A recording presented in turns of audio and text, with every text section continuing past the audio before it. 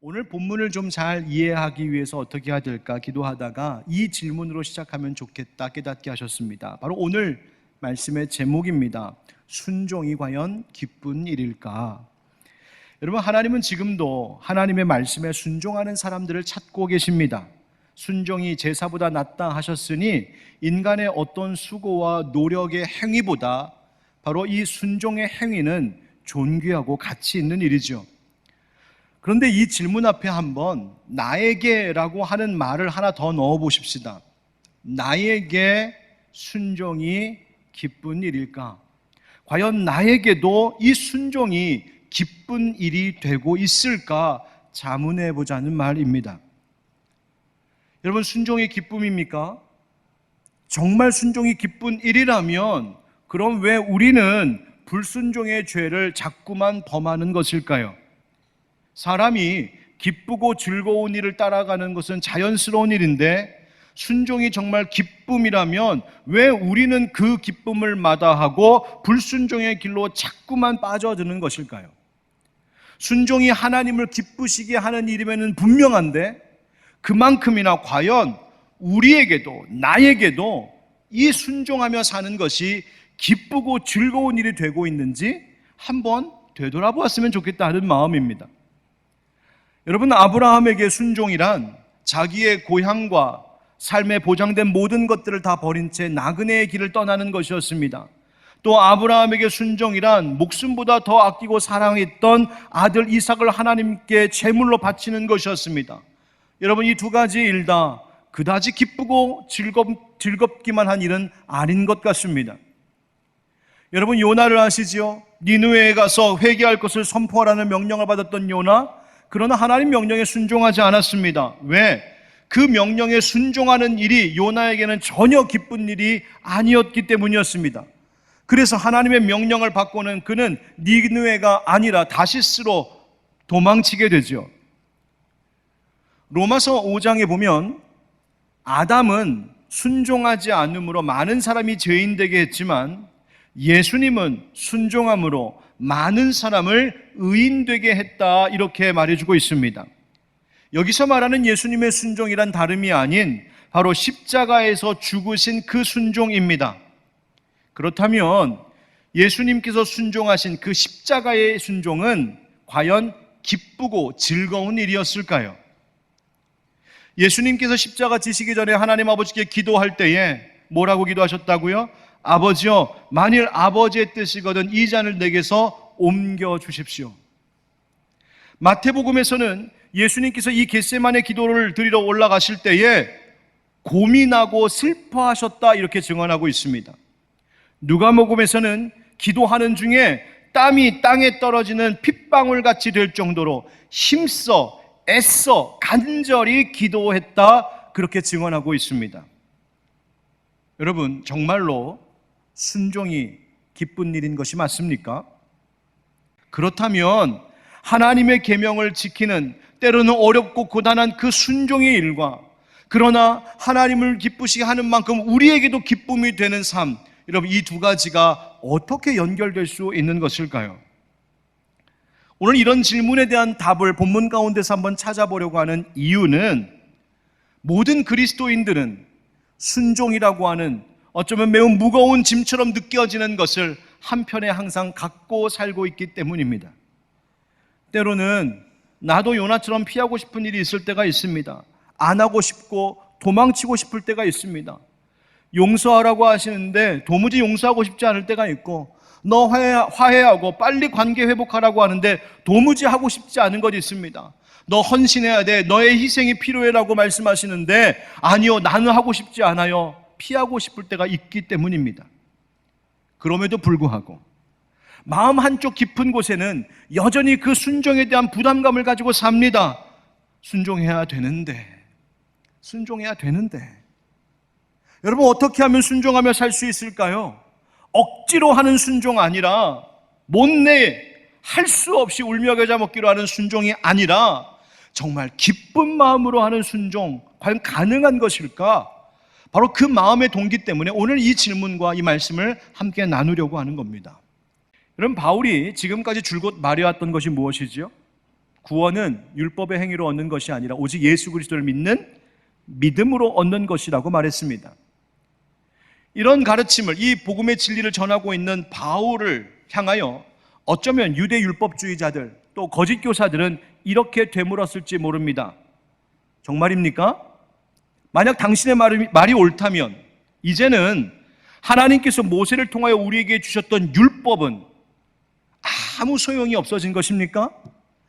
이미 그저 믿음으로, 은혜로 구원을 얻게 되었으니 우리에게 있는 율법 지키며 살 필요가 뭐가 있습니까? 그저 우리 마음대로 내 하고 싶은 대로 살아도 되는 것 아닙니까? 라고 반문할지 모릅니다. 이와 같은 주장을 소위 율법 무용론이라고 말합니다.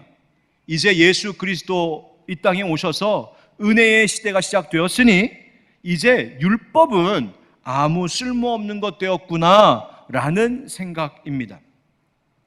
그런데 그럴 만하죠. 그렇게 생각할 만합니다. 그런데 예수님께서는 율법에 대해서 뭐라고 하셨을까요? 마태복음 5장에 보니까 이렇게 기록되어 있더군요. 내가 율법이나 선지자를 폐하러 온 줄로 생각하지 말라. 폐하러 온 것이 아니요 어떻게 하려? 완전하게 하려 함이라.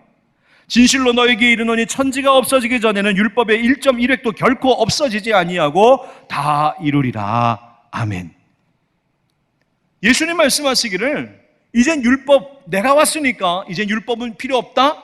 내가 이제 왔으니까 율법 그동안 수고했다. 이제 퇴장. 그렇게 말씀하지 않으시고 내가 온 것은 오히려 이 율법을 완전하게 하려고 왔노라고 예수님 말씀하셨어요. 여러분, 율법을 지켜 행한다. 여러분, 이것으로 구원을 얻는 것이 아니라면 도대체 율법은 무슨 의미가 있는 것일까요? 결국 우리가 순종이라고 말하는 것, 여러분 우리가 순종이라고 하는 건 뭡니까? 하나님께서 명하신 계명과 규례들, 하나님의 법을 지키는 것이 순종이잖아요. 그런데 이미 예수 믿는 믿음으로 구원 얻은 자라면 그 법을 지키는 것이 무슨 소용, 무슨 의미가 있습니까? 바로 이것을 답할 수 있어야 하나님의 법을 지키는 순종이 기쁜 일이 될 수 있습니다.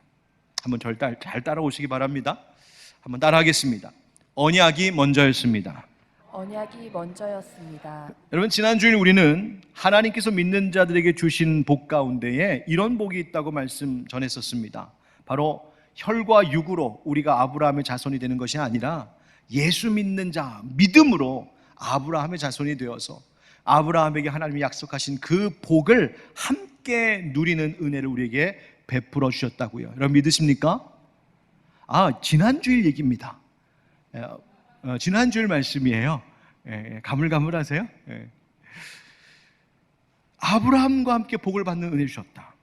자, 그런데 그 믿음의 조상 아브라함이 어느 날 밤 아들 주시겠다고 약속하셨던 하나님의 약속이 영 의심스럽고 믿어지지가 않아서 마음에 두려움과 근심이 쌓여 있을 때 하나님이 그날 밤 아브라함의 손을 붙잡고 밖으로 나와 하나님 하늘에 만들고 꾸며놓으신 밤하늘의 별들을 구경시켜 주셨습니다.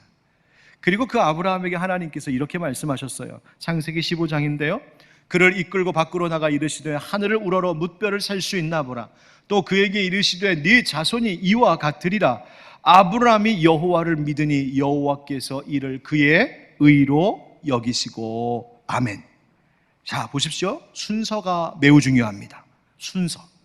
하나님께서 약속하셨고 그 다음에 아브라함이 그 약속을 믿으니 그것을 그의 의로 여기셨다. 하나님이 먼저 약속하셨고 그것을 믿으니 그의 의가 되었다. 자, 다시 창세기 17장으로 가서 보면, 그러니까 아브라함이 99세가 되었을 때인데 하나님은 또다시 아브라함에게 언약을 주셨습니다. 그래서 17장 4절에 보면 보라, 내 언약이 너와 함께 있으니 너는 여러 민족의 아버지가 될지라 말씀하셨고요. 넘어가서 17절에 가서 보면 내가 내 언약을 나와 너 및 네 대대 후손 사이에 세워서 영원한 언약을 삼고 너와 네 후손의 하나님이 되리라. 아멘. 하나님이 약속하셨어요. 하나님이 내가 너의 하나님이 되겠다, 너는 내 백성 삼겠다 하신 하나님의 언약을 주시고 나서 그 언약의 표징으로 할례라고 하는 법을 세우셨어요. 여러분, 이번에도 순서를 잘 기억하셔야 됩니다. 언약을 주신 것이 먼저였고 할례라는 법이 세워진 것이 나중이었어요. 그 다음 이로부터 한 440년이 흘렀습니다. 모세의 때가 되었어요. 그때 모세를 통하여 하나님은 이스라엘 백성들에게 율법을 주셨지요. 바로 이것을 기억하며 바울이 오늘 본문의 17절 18절 말을 해주고 있는 겁니다. 뭐라고 합니까? 17절 18절에 내가 이것을 말하노니 하나님께서 미리 정하신 언약을 430년 후에 생긴 율법이 폐기하지 못하고 그 약속을 헛되게 하지 못하리라. 만일 그 유업이 율법에서 난 것이면 약속에서 난 것이 아니리라. 그러나 하나님이 약속으로 말미암아 아브라함에게 주신 것이라. 아멘. 여러분, 이번에도 순서가 중요해요. 아브라함을 통해 이스라엘 백성들에게 주신 그 복의 언약이 먼저 있었고, 그리고 나서 모세를 통해 주신 율법이 있었습니다. 즉 율법이 먼저였다는 겁니다. 죄송합니다. 율법이 나중이요, 언약이 먼저였다는 겁니다. 여러분, 왜 이것이 중요할까요? 율법이 주어졌다고 해서, 율법이 나중에 주어졌다고 해서 먼저 주신 하나님 그 은혜의 언약이 무효화될 수 없음을 강조하기 위하여 바울이 지금 아브라함과 모세의 이야기를 하고 있는 겁니다. 여러분, 여기서 말하는 하나님의 언약이라고 하는 말은 그 의미상 유언이라고 하는 의미를 가지고 있습니다. 상황이 달라지고 형편이 달라져도 유언은 변할 수가 없는 것이죠. 마찬가지로 아무리 율법이 주어졌다 한들 그보다 먼저 주신 하나님의 언약, 하나님의 사람들에게 복 주시겠다고 하신 약속은 바뀌지 않는다는 겁니다. 세상적인, 그저 현세적인 잠깐만의 복이 아니라 하나님이 우리의 하나님 되어주시고 우리가 하나님의 자녀가 되고 우리가 하나님 구원의 은혜를 얻는 그 복 주신다고 약속하셨는데, 그 복은 세상의 상황이 아무리 달라지고 율법이 우리 가운데 주어져도 그 약속이 준 복은 변치 않는다는 거예요. 여러분, 우리가 구원을 얻었다라고 하는 이 복, 이것이 별로 대단치 않은 것 같으십니까? 아닙니다. 만약 그렇게 생각하시는 분이 계시다면 그것은 우리가 구원받지 못할 경우에 어떤 일이 내게 이루어질고 벌어질 것인지 그 심각성과 무서움을 모르고 하시는 말씀입니다. 무서운 심판과 두려운 영벌 앞에 죽을 수밖에 없었던 우리들을 하나님께서 구원하셨답니다. 그리고 그 구원이 내가 율법을 얼마나 잘 지키느냐에 달려있는 것이 아니라 그저 사랑하셔서 예수 믿는 자들에게 주시는 선물이 되었다고 말하고, 바로 그것이 새 언약이 되었습니다. 자, 그렇다면 앞서 했던 질문을 다시 꺼내봅니다. 그래? 율법을 지키는 것, 율법, 하나님의 법을, 하나님의 계명을 지키는 것이 구원을 얻는 길이 아니라면 그 계명을 그럼 이제 지킬 필요도 없겠네? 율법도 소용 없어졌네? 라고 하는 그 질문입니다. 정말 그럴까요?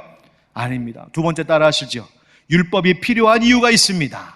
율법이 필요한 이유가 있습니다. 바울이 율법이 무슨 소용이 있느냐라고 하는 질문에 19절에 이렇게 답을 해주려고 합니다.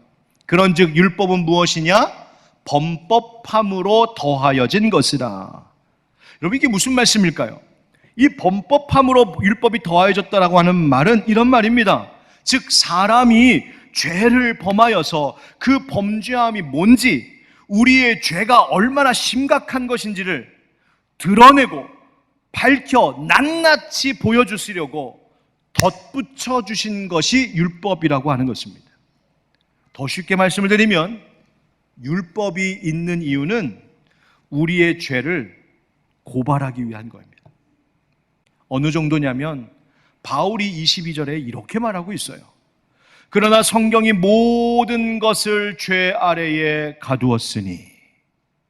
여러분, 여기서 말하는 바울이 말하는 성경은 뭘까? 구약 성경이겠죠. 하나님 율법이죠. 그 하나님의 법, 구약의 성경 앞에 서면 온 세상의 모든 것이 죄 아래에 있음이 성경 앞에서 드러나고 있다는 겁니다. 구약의 율법이 온 세상을 다 죄에 갇혀 있게 규정하고 있다는 거예요. 그러니 율법 앞에 서면, 하나님의 말씀 앞에, 하나님의 법 앞에 딱 서면 나도 죄인 너도 죄인, 나도 죽을 놈 너도 죽을 그분, 우리가 얼마나 악한지, 얼마나 약한지, 얼마나 소망 없는지를 보여주려고, 그리고 장차 받게 될 심판이 얼마나 무섭고 무거운 것인지를 알게 하려고 하나님이 덧붙여 주신 것이 율법이라는 거예요.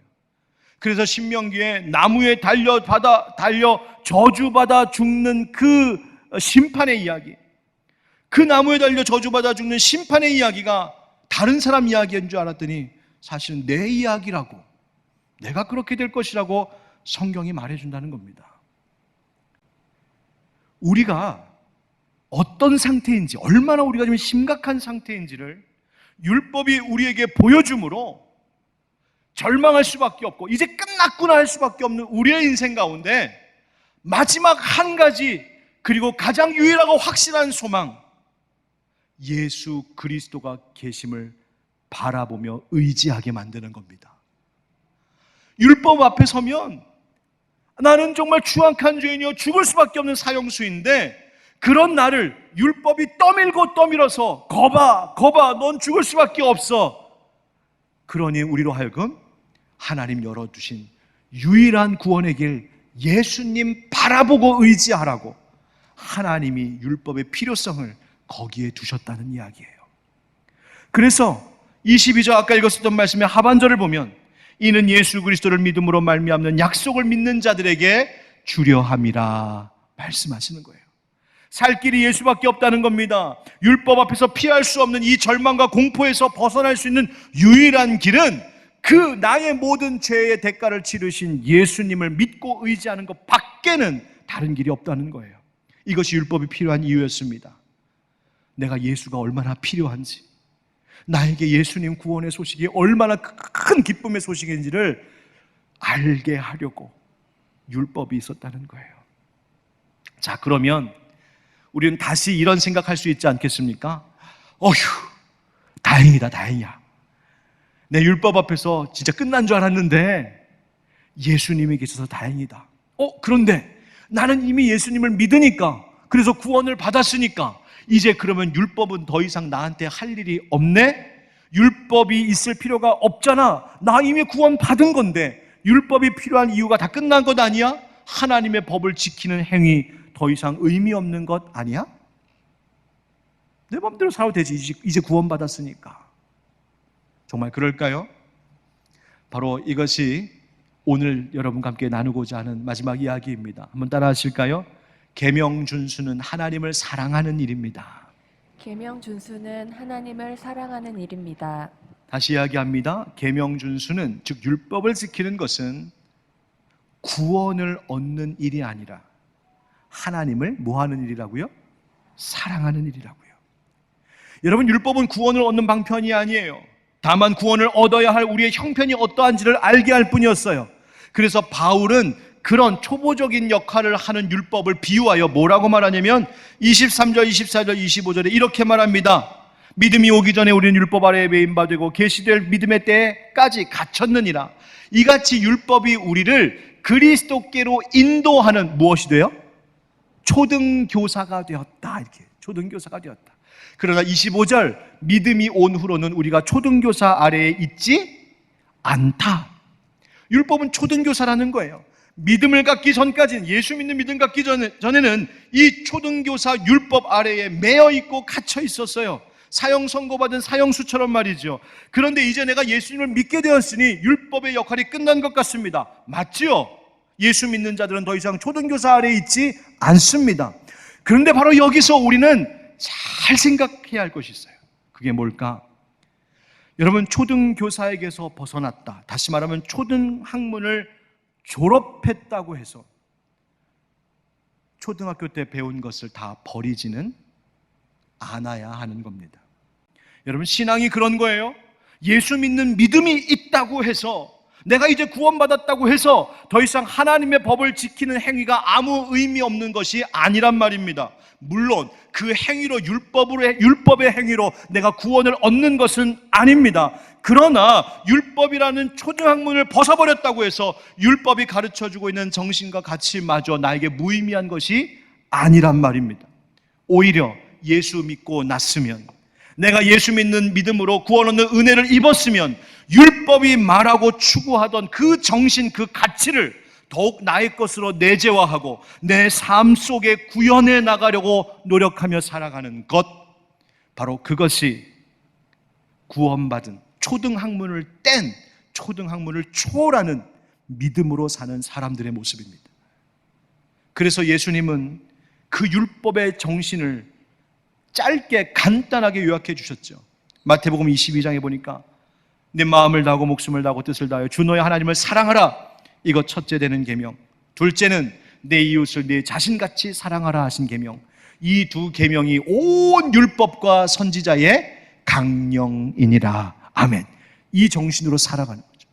무엇을 하든 하나님 사랑, 무엇을 하든 이웃 사랑으로 살아가는 것, 바로 그 계명을 준수하며 순종하며 살아가는 것이 초등학문의 수준을 벗어난 그리스도인의 삶이라는 거예요. 왜? 내가 왜 순종해야 될까? 바로 하나님을 기쁘시게 하기 위해서입니다. 이제 우리는 다시 맨 처음 질문으로 돌아가겠습니다. 나에게 순종이 진짜 기쁜 일일까? 나는 왜 순종이 이렇게 기쁘지 않을까? 여러분, 하나님의 계명을 지키며 사는 순종은 내게 기쁨이 될 수도 있고 그렇지 않을 수도 있습니다. 답은 여러분에게 있습니다. 어떻게? 계명을 지키는 순종의 행위로 내 의를 내세우려고 하고, 이 행위로 하나님과 사람들에게 좀 칭찬도 받고 인정도 받으려고 그것을 애쓰고 관심 가지면, 그러면 그럴수록 우리는 지치고 괴롭고 불행해집니다. 왜? 난 그렇게 못하는 인생이기 때문입니다. 나는 율법 앞에서 그렇게 완벽할 수 없기 때문입니다. 그런데 내가 받은 은혜를 알고 하나님을 기쁘시게 하려는 마음 가지고 살려고 하면, 때로는 그 순종이 피하고 싶은 고난의 잔과 같을지라도 이것을 통하여 하나님 아버지 기뻐하신다면 그것이 내 기쁨이고 내 행복입니다. 그 마음 가지면 순종이 기쁨되는 역사가 있을 줄 믿습니다. 내가 사랑하는 하나님을 위한 일이기 때문입니다. 히브리서 12장 28절에 이런 말씀이 있습니다. 그러므로 우리가 흔들리지 않는 나라를 받았은즉 은혜를 받자. 이로 말미암아 경건함과 두려움으로 하나님을 기쁘시게 섬길지니. 아멘. 여기서 흔들리지 않는 나라란 하나님 영원한 나라, 구원받았음을 이야기하는 것이요, 은혜를 받자라고 하는 말은 달리 번역하면 감사하자라고 하는 말이 되는데, 다시 말하면 우리가 예수 믿는 믿음으로 구원 얻었으니 감사하자라는 뜻입니다. 그리고 경건과 두려움으로 감사함 속에 하나님을 어떻게 하라고요? 기쁘시게 섬겨야 한다고요. 사랑하는 성도 여러분, 순종이 기쁜 일 될 수 있습니다.